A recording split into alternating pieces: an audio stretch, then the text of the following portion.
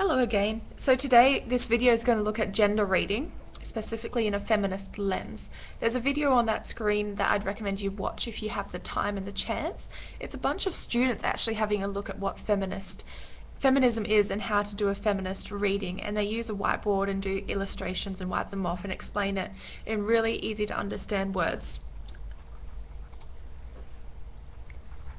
Okay.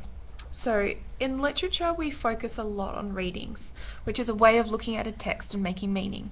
A close reading involves reading the text itself and looking at descriptions, reactions, genre, techniques, and conventions, and any patterns. Then we try to interpret this through representations, values, attitudes, symbolism, perspective. Then we also have the critical and social or cultural meanings, which is where gender reading falls, or more specifically, feminism and masculinity constructions. Okay, so feminism has plenty of issues wrapped up into it. As we look at feminist criticism, I want you to leave your beliefs at the door, because this reading is not personal, but rather looking at what is in the text and the representations within the text. This lens does focus specifically on women. So why women are not men? There is a time and place for both, trust me, but women have been left out of famous literature for many years, with men writing about them rather than women being writers themselves, making it an interesting element to zone in on. It is important to look at as we are equitable people and critical literature students.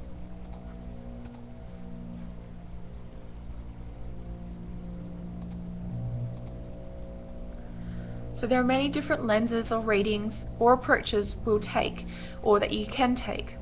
We'll have a look at quite a few in Literature 11 and through to 12. So what is it? It is a critical practice used as a framework to critically analyze a text. It is very political, used as a tool for social and political awareness and change.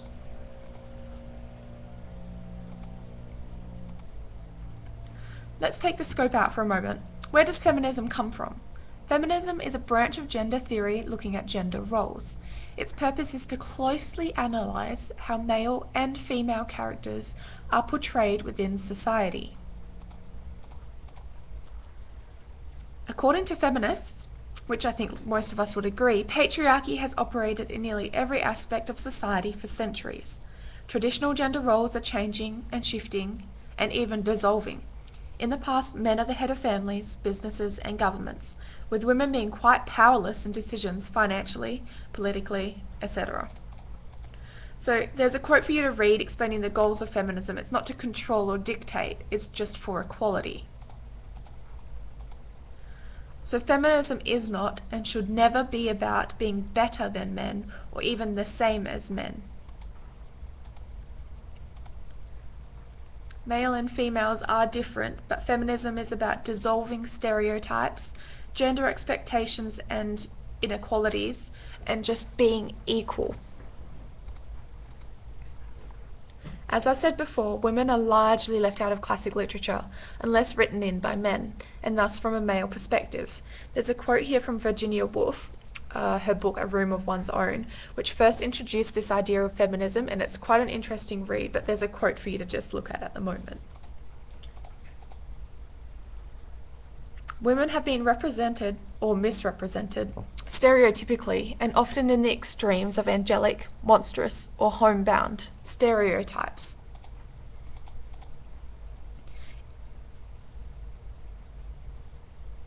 When we look at gender reading, there's this binary that keeps coming up. Man, woman, same as sun, moon, activity, passivity.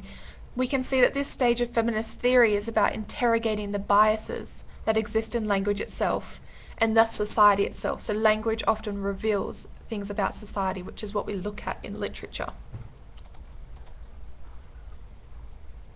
Obviously, feminists have made much progress to change a lot of these entrenched roles, these biases and binaries. In light of these improvements they've made, does feminists deserve such a stigma? However, they certainly do still exist to an extent, depending on what circle of society you are in. So not saying this is all true all the time, just if patriarchy were present in the family or in the workplace, what would that look like? What kind of roles would it precipitate? Okay, so we need to familiarise ourselves with the vocab that continually crops up in feminist theory. This kind of jargon will construct your lens and how you read it. Look at it as a toolkit. When you analyse a feminist text, these words and concepts are your tools to understand the text better. Apply them where they fit. So othering, redefining someone's position so it's most convenient to them. In this case, men. Subject, the group doing the defining. Object, who is being defined. The female does not have financial or political power to define herself. False consciousness, condition that others and unempowers a person, in this case female, who never questions this condition because she sees it as natural and or normal.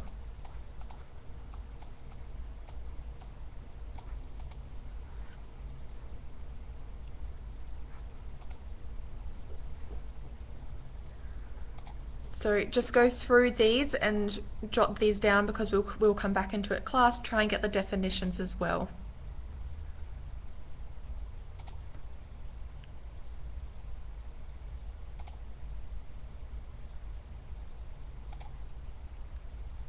Okay, so here are some examples of very well-known stories to us that touch on that conflict, that binary between being an independent person but still relying on men. So, for example, there's Mulan. She disguised herself as a male, she took that control, but the fact that she had to pretend to be a male to do what she wanted to do, there's that binary, that conflict, that juxtaposition that we're talking about here.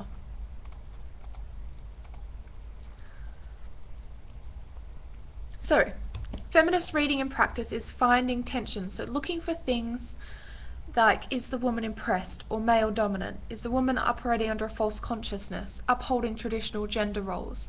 And then looking at what the author is saying about that tension. For example, the author creates a tension, and then we state the tension, through X literary devices to suggest why. So, if you have the chance, please take some more notes down. What other popular movies have similar patriarchal overtones that we've just discussed?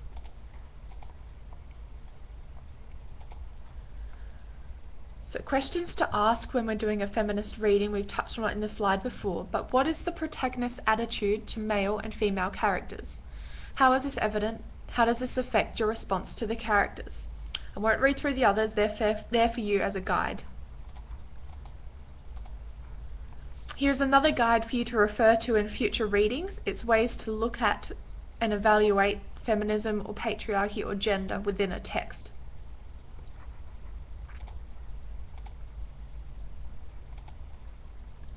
So the feminist reading does have strengths and weaknesses, like everything does. So the strengths are, the things that are really good about it is it looks at female representation that has not been a focus in the past, like we've explained at the beginning.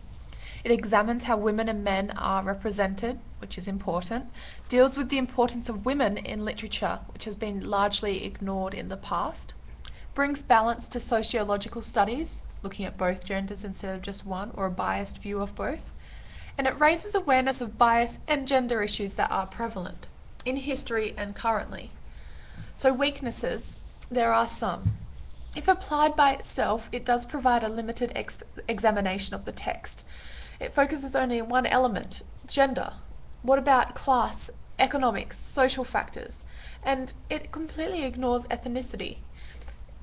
There's other things we need to look at as well, but it is a good way to read a text, especially if there are patriarchy overtones or gender discussion going on. That's it for today. Thanks so much for watching. We'll discuss this in class. Yet again, if there's any complications, issues, questions, post it on the forum, on the discussion site, send me an email, ask your peer, or have a look at that video that's on the front cover as well. That explains all of it really, really clearly. We'll see you in class.